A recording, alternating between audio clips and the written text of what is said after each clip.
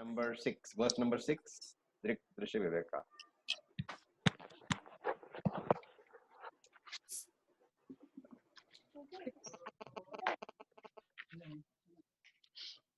चिच्छाया वेशतौ बुद्धौ आनं धीस्तु द्विधा स्थिताः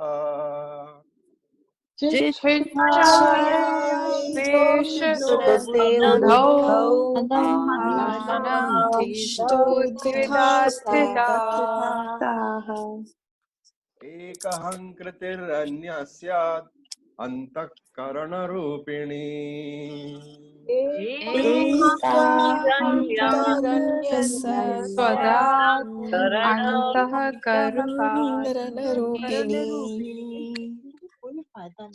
Meda, please mute everybody.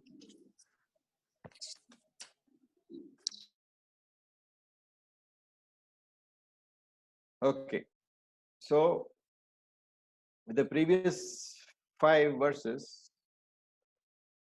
Shankara concludes the analysis of the composition of the jiva.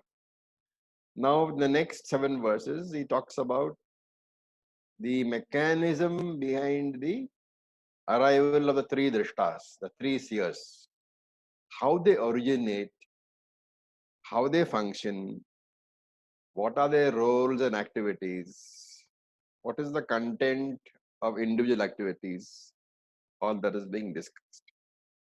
So he's saying that Sakshi illumines, the witness illumines whatever is around it. And importantly, if there is a nothing around it, then the Sakshi will illumine this nothingness. So here the author takes, Shankara takes the second drishta, the mind, as the seer. And the mind by itself, you must recall the teaching of Tattva-bodha, the mind by itself is jada by nature, is inert by nature, because it is anatma. And therefore, by itself, it does not have consciousness. It cannot become the drishta, the seer of anything. Again, if you recall Tattva-bodha, mind is formed out of the sattva guna of the Panchabhuta. It is subtle material, sukshma material, but still inert.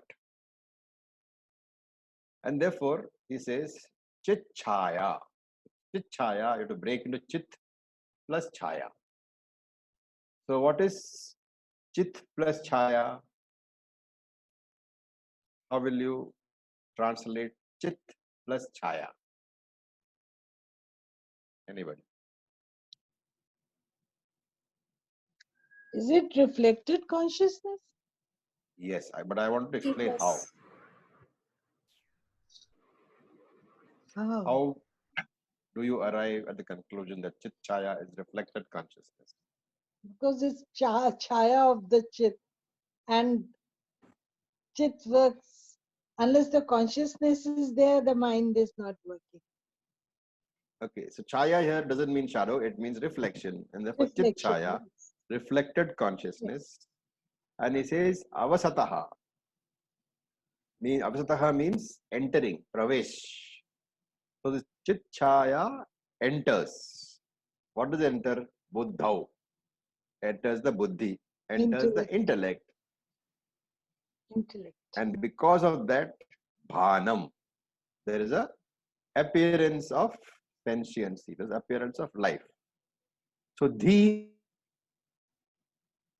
is dvidha, of 2 kinds. Hita remains. And ekaha is aham krita. Aham krita is the mental substance, the substance of which the mind is made. Anya is other. Syad is antakarna rupani, means of the nature of anta. So chit chaya means pratibimba chaitanyam, chidabhasam, reflected consciousness. And because of that chidabhasam, because of that pratibimba chaitanyam, what happens? Buddhau bhanum, this intellect It appears as if it is Bhanum, as if it is conscious, as if it has got life. But we should understand that this consciousness is a borrowed consciousness. It's a reflected consciousness. And because this mind borrows this reflected consciousness from Chaitanya itself, from the Atma itself, in turn, this mind becomes a drishta. With the reflected consciousness, the mind becomes a seer, as if conscious. He says, the mind, two is but, two. But, the dvidha sthitaha. Mind has got two roles. It has got two aspects. What is it? Ekaha aham kriti bhavati. So here aham kriti has a very technical meaning.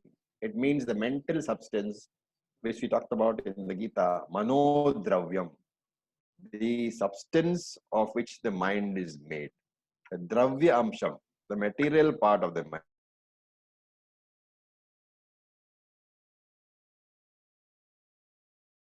And anya, the other part, is what? Antakarana rupini syat. Other part is the antakaranam. The antakaranam means the vritti amsham, the thought part.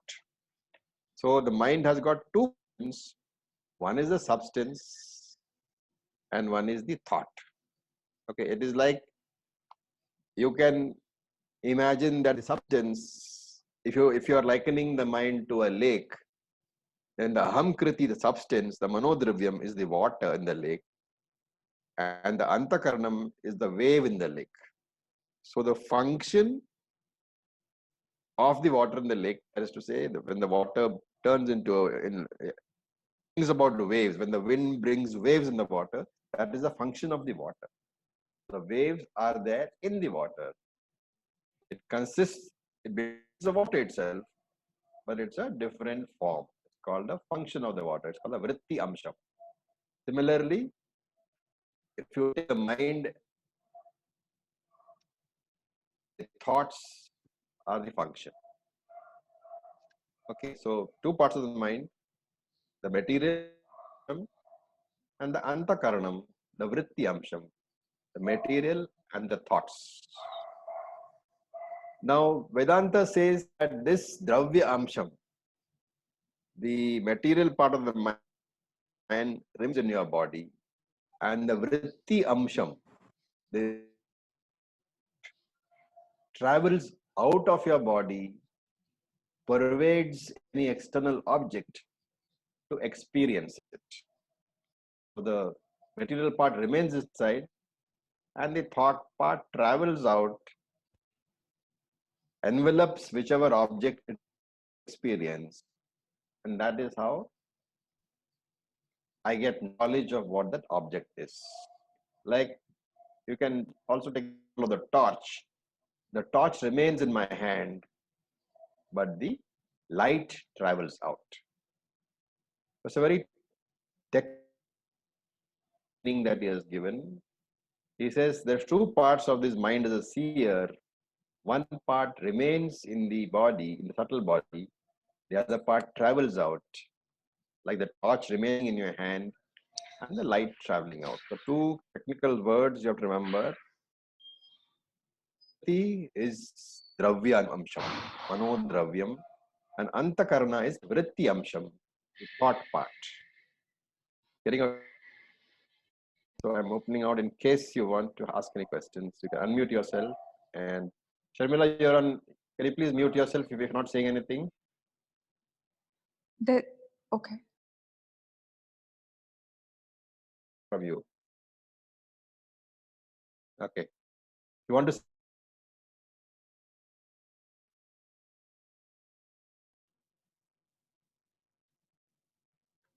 Anybody?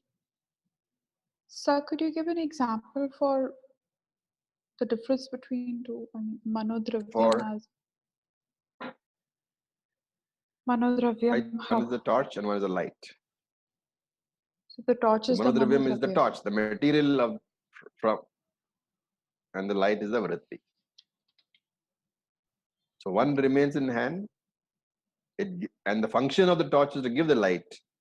That's why it's called the vritti. Vritti literally means the function of the mind is to give out thoughts, and therefore manovritti, vritti amsha. So what Okay. would be the translation for the verse? Like, Sorry, Nisha, could you repeat that a bit slow? just the whole translation of the verse. So, I mean, we broke it down, but can you please give the translation for the whole verse?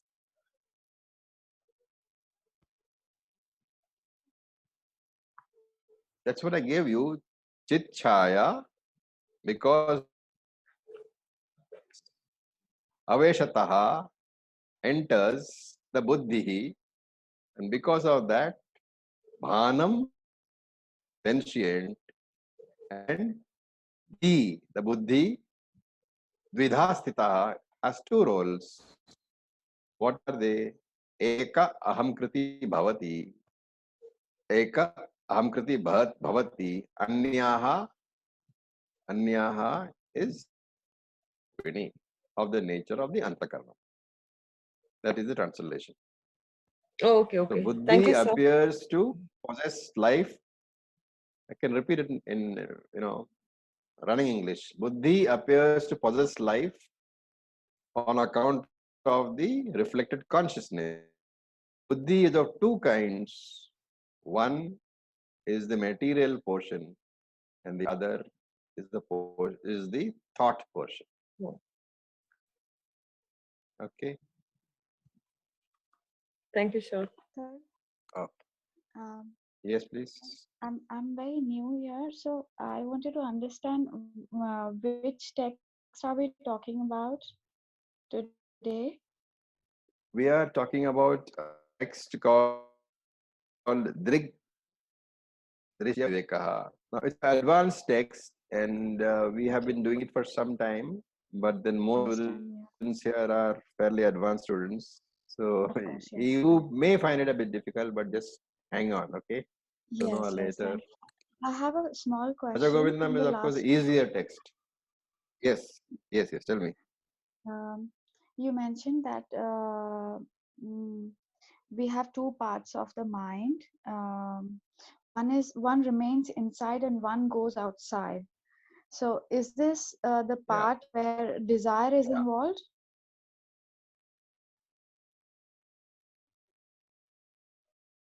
Thoughts are the very.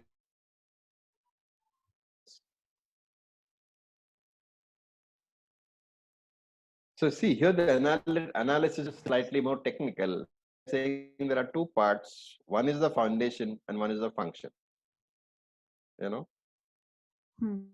Like, let us say MP3 player. One is the hardware, and the sound which comes off it, that is out of it, that is like the vritti. There are two things. One is the material. That is what he's talking about. One is the material, and Okay. another One thing is the is the function. outcome of What the material does. What is the function of the material? Okay. Okay. Thank you, sir. Om Raviji. So by the material, we mean to say the brain material, the matter, or the sukshma.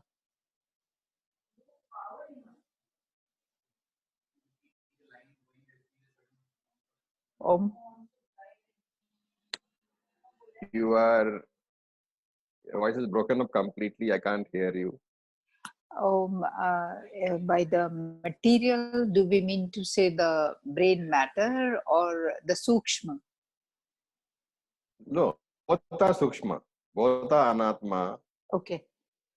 But one is the basis, the other is the function. Like that is the best example of a lake.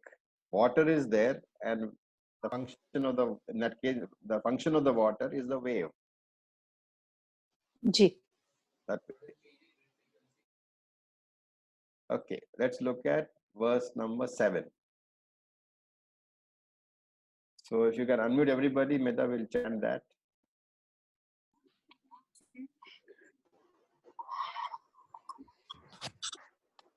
All right. Chaya hankaryoraikyam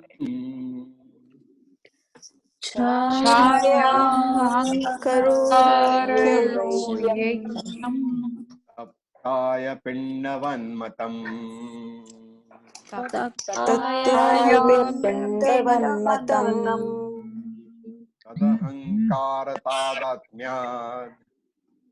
tadahankaratadatmyad dehaschetanakamagaat.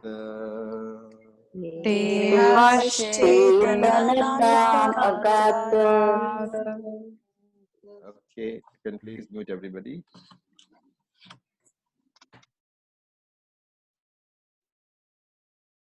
All right.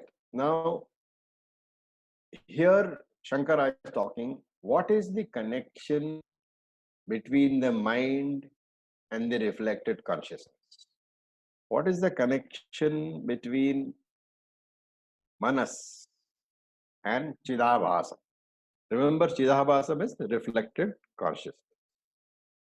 So, the Chaya, which is Chidabhasa, reflected consciousness, Chaya Oho Aikyam. What is the connection? He's asking. And therefore, he says Chaya Ahankar. If you look at the first word, Chaya Ahankaryoho. The ra is a Sandhi joiner. You drop that. Aikyam, I have to say. Okay. Chaya Ahankaryoho Aikyam. The mind material, which is Ahankar, they are very closely related. So Aikyam here has to be taken as intimate, very closely related. So this is the connection he is saying between Chaya, reflected consciousness, and Ahankaraha. So it's a good time to say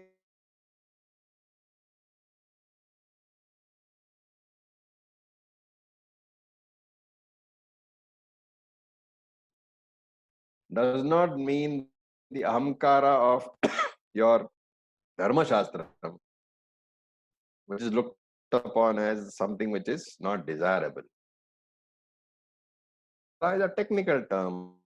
It simply means subtle body plus the original consciousness, which means the reflected consciousness.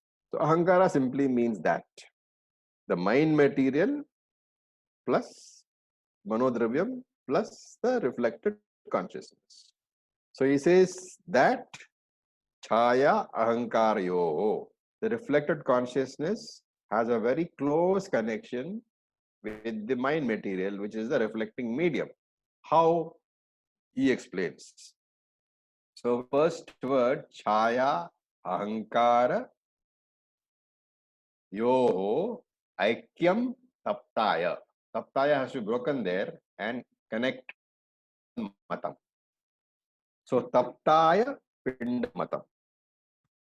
So Taptaya means red hot.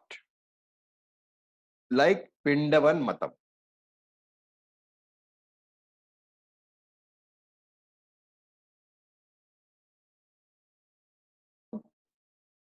Supposing it is kept in the fire for some time, it becomes red hot, right? The fire, every atom of the iron ball. So the fire and the iron ball have mixed very intimately. Only the fire which burns the fingers, but here because of the intimate mixing of the fire and the iron ball also will burn our fingers just as a firewood. So there is a very intimate connection over here, aikyam, between the fire and the iron ball. It has penetrated completely. Similarly, he says, the mind and the reflected consciousness, they are so intimately connected that they seem one and the same. It is difficult to separate them. Just like it's for you, it is impossible to separate the fire and the red hot iron ball. for us, it is impossible to separate the reflected consciousness from the reflecting medium, which is Sukshma Shariram, the mind. And Matam, Pindavat, the Pindavan Matam has to be broken into Pindavat plus Matam. So Matam means this is the opinion of the wise people, or the people who know. The people who know, the Jnanis, they say that the Ahankara, the Dravya Amsham, and the Chaya, the Chidabhasam, the reflected consciousness, it is difficult to separate them, just like it is difficult to separate the fire from the iron ball. And this,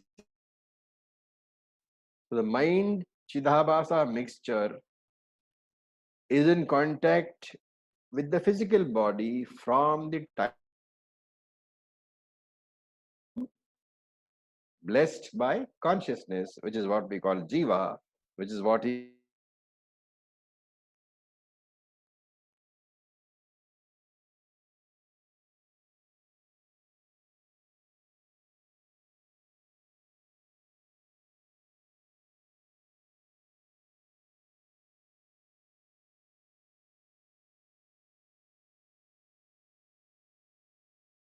okay.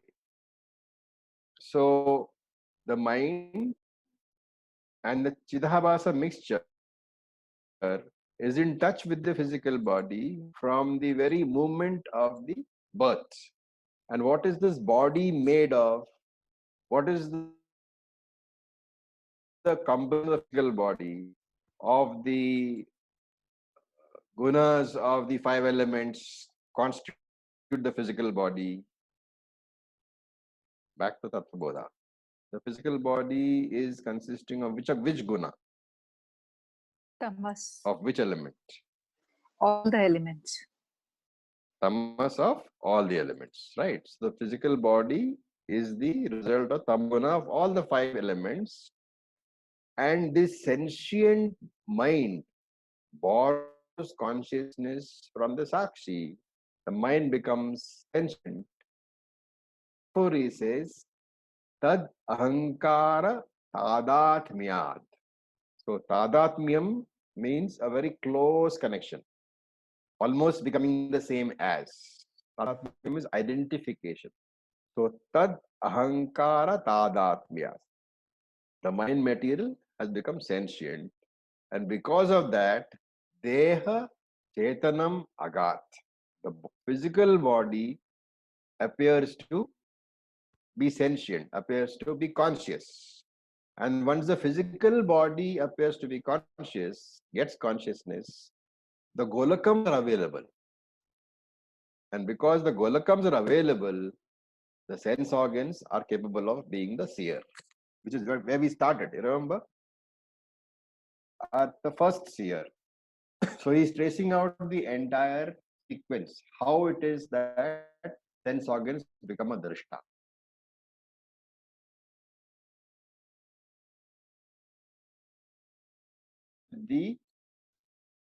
With the original consciousness, becomes sentient. This Sukshma Shariram is in touch with the physical body, and therefore, because consciousness from the subtle body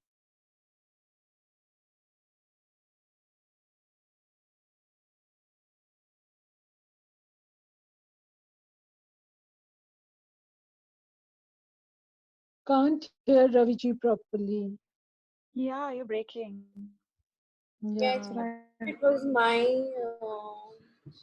The whole link of the sentence isn't formed. Yeah, that's why we don't understand this. I mean, I'm not able to understand the whole sentence then.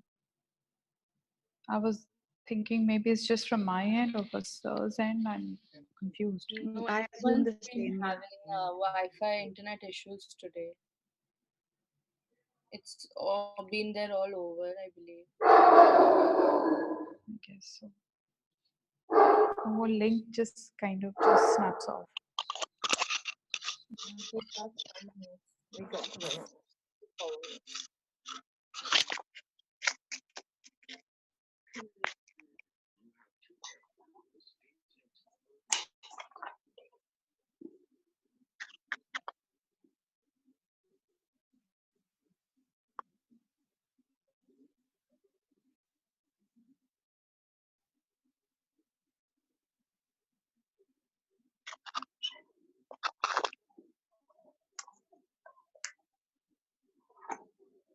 Are we online?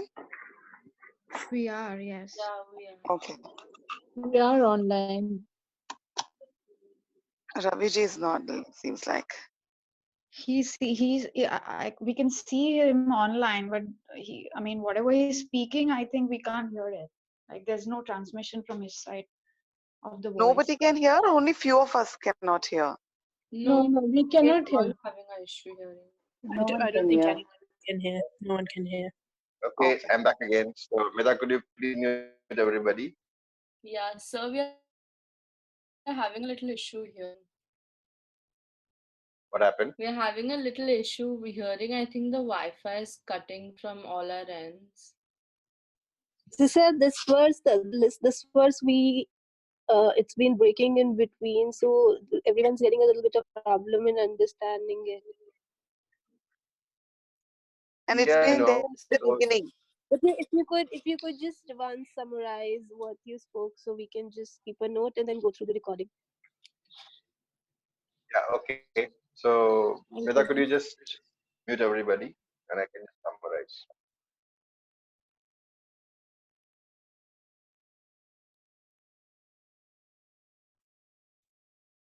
Okay, so if you remember where we started, we said that the sense organs are the first sphere, and the mind is the second sphere, the sakshi is the third sphere, right? And how does this happen is being explained over here. So he said that because of the chaya ahankara yor aikam, because of the closeness, the intimacy between the mind material and the reflected consciousness. And he gives an example. He says, taptaya pindavat matam. Just like a red hot iron ball, it is difficult, it's impossible in fact, to segregate the iron ball and the fire. Both are so intimately mixed that they can burn you. Similarly, the mind and the reflected consciousness are intimately connected, and therefore it is difficult to segregate them. So it is as if the mind acquires the consciousness of the original, of the OC, of the Atma, and the mind appears to become consciousness, just like the iron ball appears to be fire itself. Iron ball takes upon itself the nature of the fire. Similarly, the mind, which is actually inert, it takes upon itself the consciousness, which is the nature of Sakshi. And this Sukshma Shariram now, which is sentient because of connection with the Atma, with the Sakshi, that Sukshma Shariram is now in contact with the Sthula Shariram, the physical body.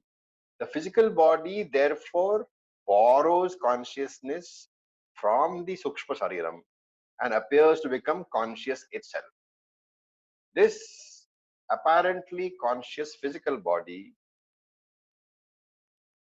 because of the consciousness, the golakams become available, and therefore the sense organs become capable of using the golakams and becoming a seer number one.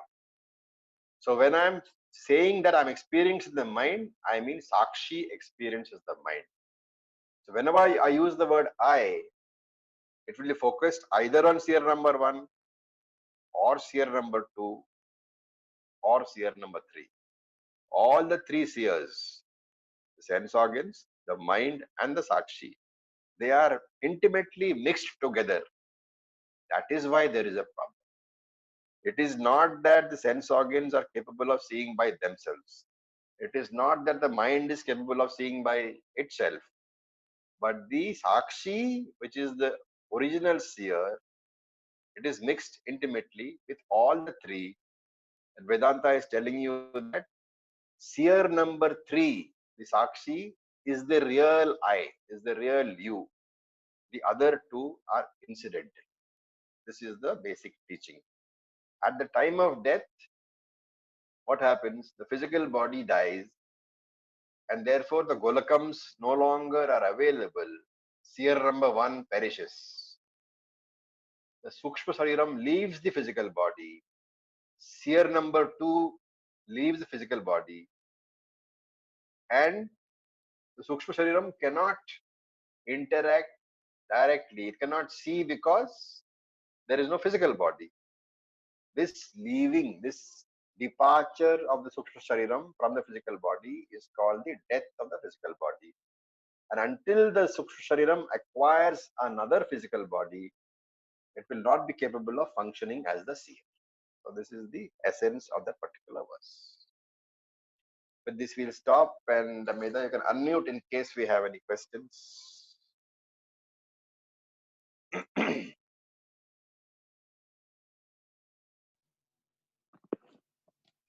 Om sir. Yeah. So just a small question. Sorry, I might be just ignorant, but like here in verse 6, like manas is also synonymous to buddhi in this context. You have to take it as Sukshma Shariram, which consists of everything. Manas, buddhi, ahankar, everything. Okay, thank you, sir. Yeah. I had a very small question, but I don't know the context of the previous verses. But when the body dies, so in this verse specifically, that means that the seer number 3, which is Sakshi, remains as with the Atman, and then when the Atman finds another body, that's how we can complete the whole circuit of You're mixed up over here. Atman doesn't find anybody. It is the subtle bodies, seer number 2, which finds the physical body. Atman cannot go anywhere. It is formless, all-pervading.